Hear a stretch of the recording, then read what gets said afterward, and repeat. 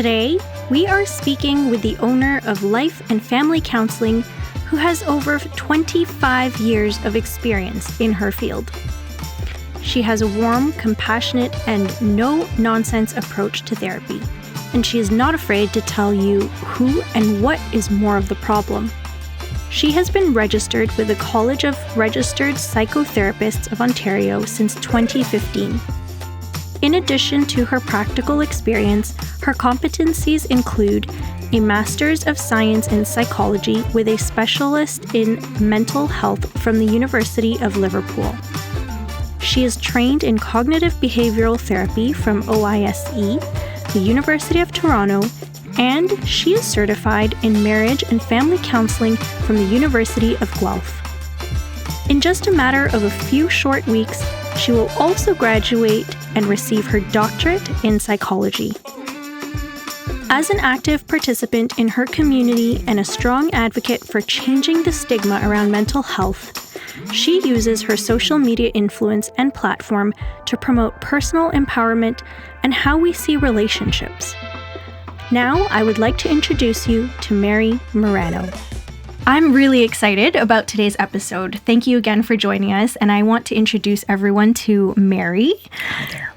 She is my own personal psychotherapist. So, we've seen and heard from a lot of practitioners, but this is a special episode for me because you guys are going to get a sneak peek of what my sessions are really like.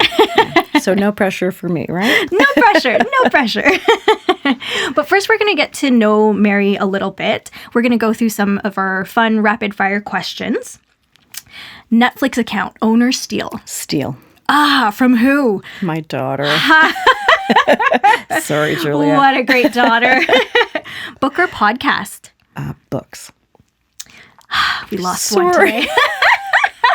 We'll change your mind by the end of this. I do like podcasts, but I am a book person. You're a book person. Yes. Early bird or night owl? Both. Ooh. When life gives you lemons, what do you do? I call my therapist. See, even therapists have therapists. And if they don't go to that therapist. I love that advice. This is going to be a deep interview, but I think a very educational one. So we are actually going to start with recognizing symptoms of suicidal behavior. Mm-hmm. And it's very concerning among any age, whether it's young or 30s, 50s. Does it mean anything at a specific age if you're experiencing suicidal ideations, or is it normal to happen at any phase of your life? I would say it's normal to happen at any phase of your life because, life doesn't go as smoothly as, we sometimes want it to. I do think things are getting a little bit better in terms of our language or our consciousness around suicide and suicide ideation. For younger children, there could be confusion. There could be things going on in the family. They don't feel like they can go to their parents for whatever reason. Maybe the communication isn't there. And they could also be experiencing some bad things that are happening to them directly. Right. And so nobody wants to die. Right. They just don't know how to live with the pain that they're in. And I think that's the critical piece that people miss when we talk about, self-harm or ideation or suicide itself. Right. I love how you position that because that's true. You're not wanting to do it. But when you feel like there's no other way out, what are your options? And I think it's an alternative that often comes up. And slowly think of what happens to that individual. They start to disconnect from themselves. And reality, would you say? In reality, but also just from their head and their body, right? Because that they have to sever that connection, right? They have to dissociate in order to endure whatever it is that they're enduring. Right. Right? And a lot of times they're not talking about it. So what looks good on the outside may not be really matching what's happening on the inside. Right. So I'm curious. It's not an easy topic, I'm sure, to cover in general as a bystander, as someone who may be going through it, and even as a therapist for yourself. But I'm curious, what inspired you to be a psychotherapist? I often talk about the wounded healer. So the therapist is the wounded healer. And a lot of times we have our own experiences that we go through that, it's not by accident that we get into the helping profession.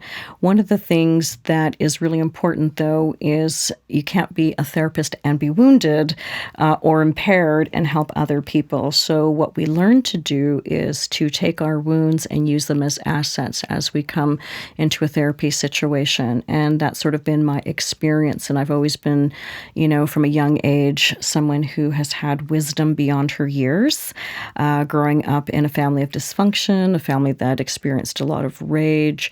And through that, I was able to see the forest through the trees. And that's what happens when you're a child. And so think of, this particular topic. You have your adaptive child and your functional adult. Right. And so the adaptive child has to learn how to navigate through their circumstances.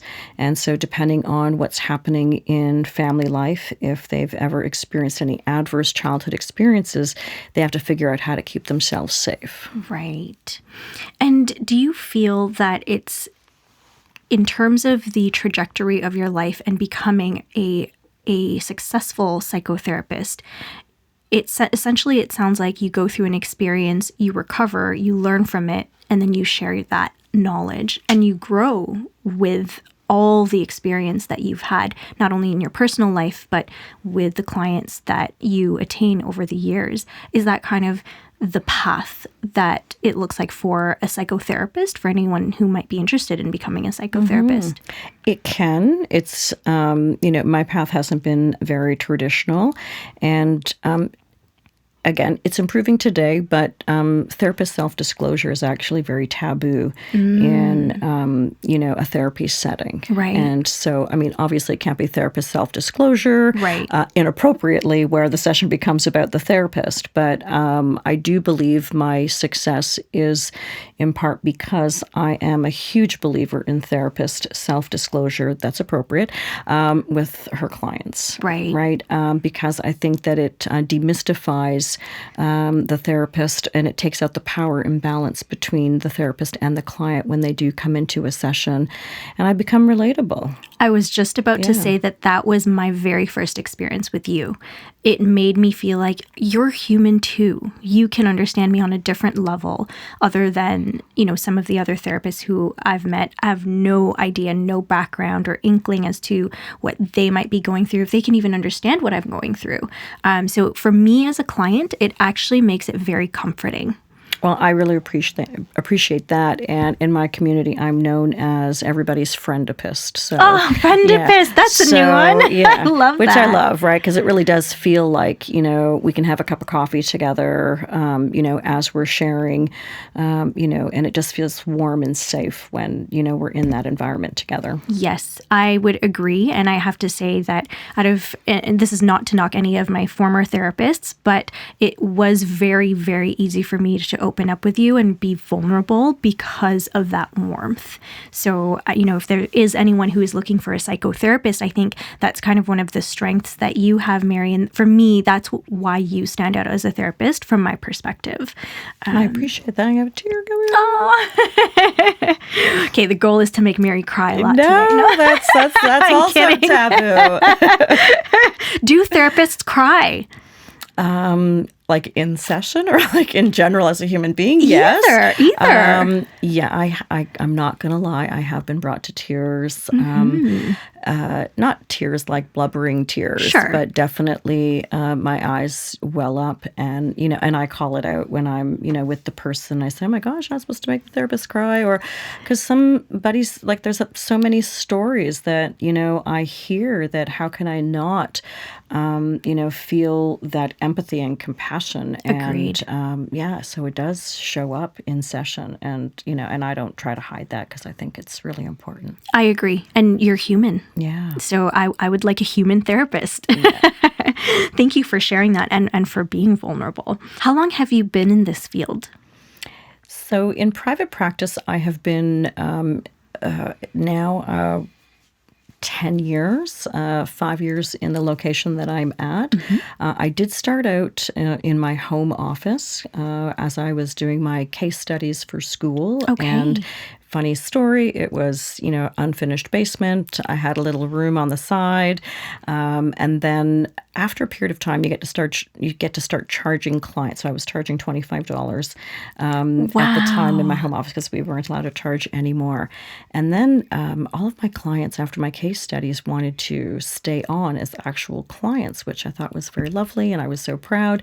And so I said to Jim, I said, oh my goodness, I said, we have to do something about this basement because, people are coming to see me. So I was able to stay there for those 5 years, and then it just grew exponentially, and I had to find a bigger space, and here we are.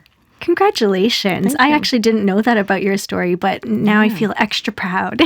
Well, I was everybody's best kept secret, right? So they were coming to my home. It looked like they were going to their friend's house so that they could kind of hide that they were going to therapy. Right. But then as, I started to help a lot of people, they were spreading the word. And then they were like, I had people showing up at my house, knocking on the door.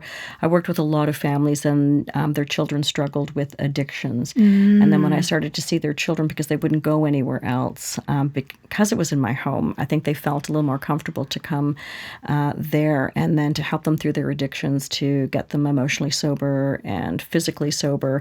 My house wasn't actually set up for people coming in and out that way. Right. And then I would say to Jim, if this young kid shows up at the door and says this is his name, just send him downstairs, because I'd be working. And then, if they wanted to use, instead of using, I said, come to my place. Right. And they would come to my place. So that was sort of how, it was going. And then we had, to kind of move from that location to a bigger location because it just got too busy. Wow. Yeah. Well, it sounds like your journey has been a very interesting one, and you've helped a lot of people. So actually, addiction is such a great topic. I think it kind of plays a little bit into suicide. Of course it does. There are many stories that start with addiction and then go into suicide. I think one thing that I really want to mention here is there are more than 200 Canadians who suffer from suicide in one day. I'd say approximately 12 from my research. It is 12. They will actually die from suicide each day. And that's a report from the Government of Canada. Mm-hmm. And I think what's even more shocking is that in the world, there are 800,000 deaths by suicide that occur somewhere in the world. And it could be from illness or loneliness, or to your point earlier, addiction. So do you feel that suicide is preventable? Absolutely, it's preventable, and people actually are not dying by suicide. There's something that brought them there. So anytime someone comes into my office and they're struggling, it doesn't matter what the situation is, but for the purpose of today, we're talking about suicide. The first thing I let them know is that there's nothing wrong with them. Mm-hmm. Something happened to them. Right. And I want to know what got them here, got them in my office. Right. And so when I ask them what got them there, so many stories, and just those numbers themselves actually bring tears to my eyes. But, I wait for it because I already know it's coming. Right. And a lot of people who, you said, addiction doesn't come first. Addiction is how they cope. Oh, interesting. Yeah. So, and addictions come in many different forms. So we might sort of blow the lid off a lot of topics today, but addiction are repeated patterns of behavior that cause self-harm. Okay. So that could be an eating disorder. It could be substance abuse. It could be extreme sports. Extreme sports as an addiction? Extreme sports, it could be a self-harming behavior when we keep seeking out that type of, feeling or behavior over and over and over again. Okay, that's me. I don't know if it's an addiction, but I think I've mentioned this to you in some of our sessions. Mm-hmm. I don't see myself as having an addictive personality towards harmful, toxic substances, but they could be found in other areas that I never knew, but to your point, I love extreme sports. Well, think of things like going to the gym. Right. We don't know that person might have an eating disorder and how many hours they've been at the gym trying to exercise, right? Because, again, how we think about those things. And you may not have an addiction to extreme sports, but you might have, a drive for something else. Like what does that fill in you? What does that give you in terms of that rush or that feeling? Right? Could be connected to some other things, right? There's this story. Do I have time to share it with you? Yeah, absolutely. So there's this young fellow that they called him Speedy. And so Speedy wanted to always be an Olympian. And so throughout their life, so someone's doing this talk about Speedy. And so, he finally gets to this place where he comes home and he has a silver medal from the Olympics. And he was one of those ski jumpers, right, that does all that twisting and stuff, right? Really fabulous stuff. And he had always chased these extreme sports. And so the person who was doing this talk about Speedy now goes into Speedy's life, because I'm sitting there, because Speedy, a year and a half later, after winning that medal, suicides. No. Yeah. And so I'm like, okay, wait for it. So they talk about Speedy's life. At 5, Speedy's sister passed away. He had a grieving mother who was not available to him. He had ADHD, and he was sexually abused. Oh. So now put that in Speedy's emotional vault. Right. And it goes untreated for his entire life. So on the outside, Speedy's got this good-looking, smart, successful, an Olympian, and suicides a year and a half later. Yeah. That's so unfortunate. So Speedy not being able to live with his pain, but what does this adaptive child learn how to do and learn how to cope, right? And he's always on the edge. Right.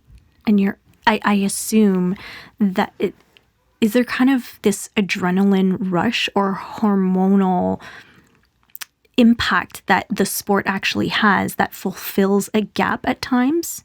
Well, think about what happens when we do anything extreme, right? It releases big blasts of dopamine, serotonin, all those feel-good chemicals. Right. Right? So that's what we're looking for. We just want to feel better. We just want to numb out, or we don't want to feel that pain. Right. So if we think of addictions or substance use, what's the quickest way to get rid of that discomfort? Right. And you do, with substance abuse, you do feel it relatively quick. Of course. So it's an easy correlation to say, oh, I feel great when I do this. It might be a little bit harder to make that connection. Personally, for me, it's a bit harder for me to see that connection with my physical activities. But over time, when you look at my pattern, I get into things that make me feel good. Internally and just about myself. It's different when you look back and say, oh, I've had 24 beers in one night. Or you can say, I went rock climbing, I went hiking, I rode my motorcycle, I came in first on the racetrack. It all almost seems to be similar in terms of the feeling that you are fulfilling and potentially looking for. Or the distraction. Right. Is it necessarily a bad thing or a red flag? Is it something that, let's say someone is addicted to extreme sports, is it something that we need to highlight and dig deep into? Or is it something where it doesn't look good, the actual activity needs to stop? Well, again, we would look at it in terms of if it's causing us harm in some kind of way. Got it. Right? So that's the difference in terms of when we look at, that extreme could be good. It could seem good. Right. But what are we trying to distract ourselves from? Right. And all of those things, if we go underneath it, we look at, is that person emotionally sober? So that's how, when we look at substance abuse, that's the language that, I use with people. How do we get you to be not just physically sober? Right. In order to be physically sober, you've got to be emotionally sober. Agreed. And which one is more critical to come first?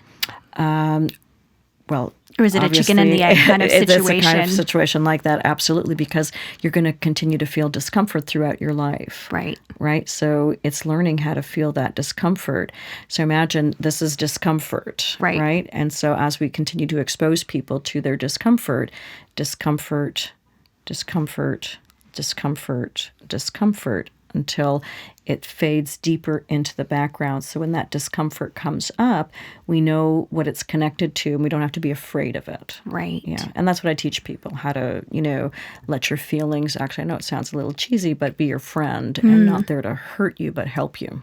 I also think they're there, and this is something I only learned recently through you. Feelings are things that are signaling something to you. But also at times, they're just there to come and go. They actually just pass for a moment, but they're never permanent. Well, think about it. We filter thousands of feelings each day, right? And so, our bodies know how to handle stress, Right. And filter that. And, stress comes up, stress comes down.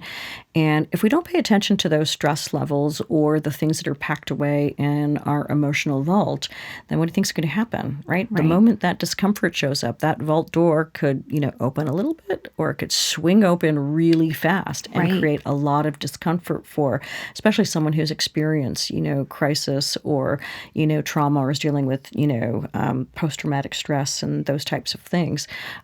So your body's there to signal, hey, something's going on. Right. Your fear response has been activated. Yeah. And what do you do with that when something is activated in you? For individuals who may not even be aware that something is activated, what do you do? Is that the moment when you do seek a therapist, or are there techniques that you can do on your own to kind of say, something's happening here for me? What can someone do in that moment when they're activated? I think initially is getting to learn about your body and learning about your body sense. And, when you get that first, there's always the first swish of emotion where somebody goes, I know what that's like. Yeah. Right? Mine is a lot like a big heartbeat, and then I feel like I want to cry. Yeah. And for everybody, it's going to be something different. But when you're, we'll talk a lot about anxiety, right? You'll hear that as sort of like, I got anxiety. Right? Anxiety is connected to your fear response. It's just another word for fear. So when you're feeling anxious, that's your emotional alarm going off saying, hey, take care of me. Right. Right? It's not there to hurt you. It doesn't. It's there to make you feel uncomfortable on purpose. Right. Right? On purpose, because you got to deal with something. Right? Is it a real alarm? Is it a false alarm? Why am I feeling that way?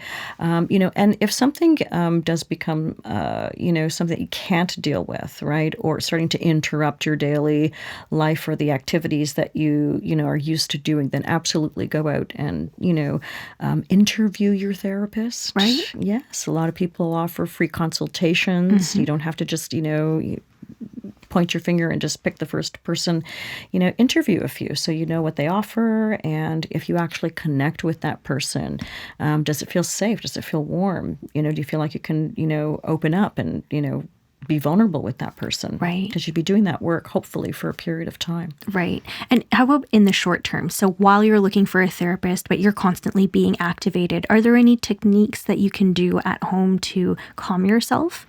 Well, we're in the day and age that you can Google just about anything, right? So you can, go onto YouTube and find, mindfulness practices. You can just type that in and, you'll get a whole series of videos. You can do guided meditations to calm things down. YouTube is wonderful for that. You can find a meditation for anything. There's also self-help books, right? You can just go to that area in the library, at the bookstore. It doesn't have to cost you anything, right? You can get a workbook online and you can, do the pages, start in the beginning, not in the middle or near the end. And you can actually teach yourself things like cognitive behavior therapy, learn how to do thought records and reframing, your thought patterns. Right. In terms of cognitive behavior therapy, there's this wonderful triangle around thoughts, feelings, and behavior. Okay. And so if you think about it, we're the boss of those three things at all times. Imagine you're the boss of your thoughts, your feelings, and your behaviors. Right. So those are your best friends. So if you're having negative thoughts, it's likely you're going to feel crummy. And if you feel crummy, you're going to engage in most likely negative behaviors or Right. self-destructive behaviors. Right. Right?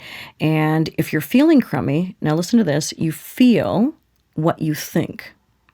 Interesting. So if you can't actually catch the negative thoughts that are coming up, Right. if you're feeling crummy, that's a really good indication to sit down with your journal. What's going on? What is this feeling that I'm having? What are the thoughts that are running through my mind that might be making me feel that way? Or, because they're all interconnected, if I'm using drugs, alcohol, if I'm doing one of those extreme things that are causing me self-harm, cutting, whatever it is, I'm likely running negative thoughts through my mind. I'm feeling low, so look at where it's taken me. Right. And that's the easiest way somebody can, do that at home. Draw that triangle out, and then you do the turnaround. Just as as the one that you right now is, you're in the negative one. You can flip it to something more positive, right? What if I changed that thought? And that will change the way you're acting or maybe inflicting harm on yourself. Or change that behavior. If that's easier, go for a walk. Right. Do a meditation. Call a friend. Change that behavior. What do you think is going to happen? You're going to feel better once you've connected with somebody, once you start talking about it. And talking is the best medicine. Agreed. Right? And when you have a support person, and who are usually our support people, for most people, when you interview them or when you do a safety plan for someone, it's someone close to them, like a parent, a best friend, an aunt. Speaking of parent, sometimes, we're having this conversation, which is great for adults because we're more easily able to identify when we're triggered by something. Children may not be so aware. What can parents do, or children, if there are children who are listening to this podcast, what can they do to identify negative thoughts and potential self-harm? There are some parents who, they don't really know what to look for in their children, and they find out a year or two later their child has been self-harming. How do you catch that? Yeah. So it's a difficult situation all around, and there's no judgment here. But parents kind of know things are going on. They have an inkling, you mean? Yeah. So parents need to be attuned to their children. Children are not supposed to be attuned to adults. We are supposed to attune to children. And children do wonderful things. They act out. So if you've had this quiet child who's always been, with a mild demeanor, and all of a sudden is experiencing with drugs and alcohol, they're coming home late, they're irritable. Irritability is like the number one, behavior in children that actually can start them on the trajectory to all sorts of other things that can lead into psychiatric, diagnosis or disorders. Right. Right? A child that all of a sudden who used to be social no longer wants to do their social things. They don't want to go out with their friends. They're in their room. So like Go a have a drastic peek. change of behavior. Absolutely. Their marks drop. Maybe they were a straight A student and now their marks are fluctuating. Right? Okay. Ask what's going on. If they say they're not feeling well, or they're really tired, or they're having trouble getting out of bed, explore that with them. Right? Ask them. Suicide, no one's going to say, I want to suicide. Right. It's subtle. Right. There are subtle invitations that we don't recognize, like, I'm tired.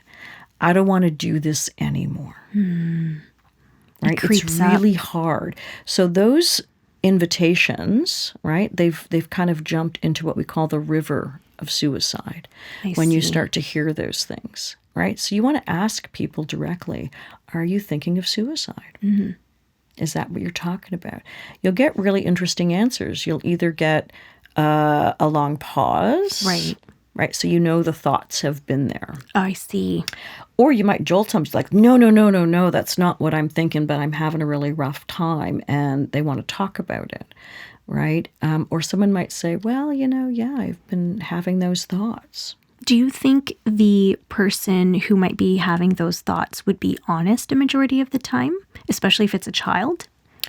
Yeah. They mostly are, right? Not in all cases, Sure. right? And sometimes, people will suicide and we won't catch that. And, and it's tragic. But, sometimes we don't have the power or control to save people, but it's absolutely preventable. I'm really happy to hear that it's preventable, because I think oftentimes we think it's not. I think the issue, and I could be wrong here, correct me if I'm wrong, I think the real issue is that we just didn't catch on to it sooner to know that the individual may have needed some support. Mm-hmm. Absolutely. Well, it's that subtlety, right? So they're asking, right? They've reached out in different ways, right? We may not have picked up on that because, I think of being in a crowded room, right? If you asked people, have you taken a first aid course, CPR? Right. Maybe the majority of the room would raise their hand because they've probably taken CPR, but nobody takes suicide first aid training. That's actually very true. Right? So nobody's really equipped to understand what to look for. What are those subtle invitations? Imagine, not being attuned to your child. How could you possibly pick up on those things? Right.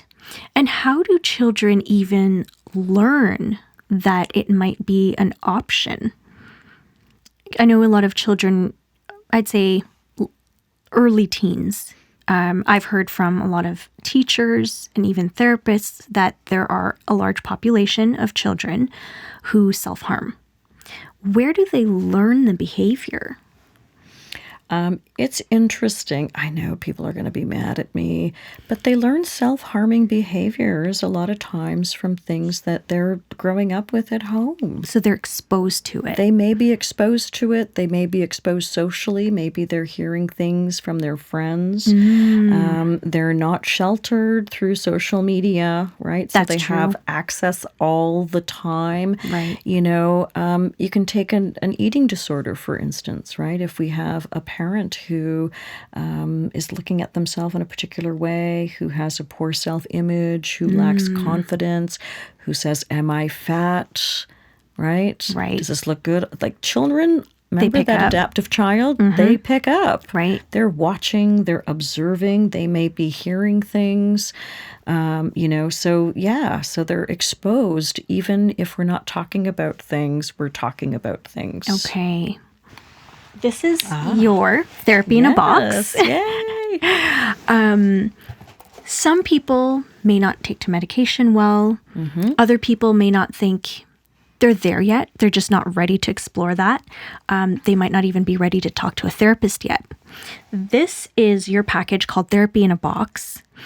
How can this therapy in a box be leveraged for someone who might be struggling with anxiety or depression, PTSD? How can this be helpful as an alternative source to therapy? Therapy in a box is sort of like just like the packaging of it, right? It's got some really neat things in there just to set the stage for therapy at home where you might feel safe. The workbook is actually called Relationship SOS, Ready, Set, Grow. Okay. And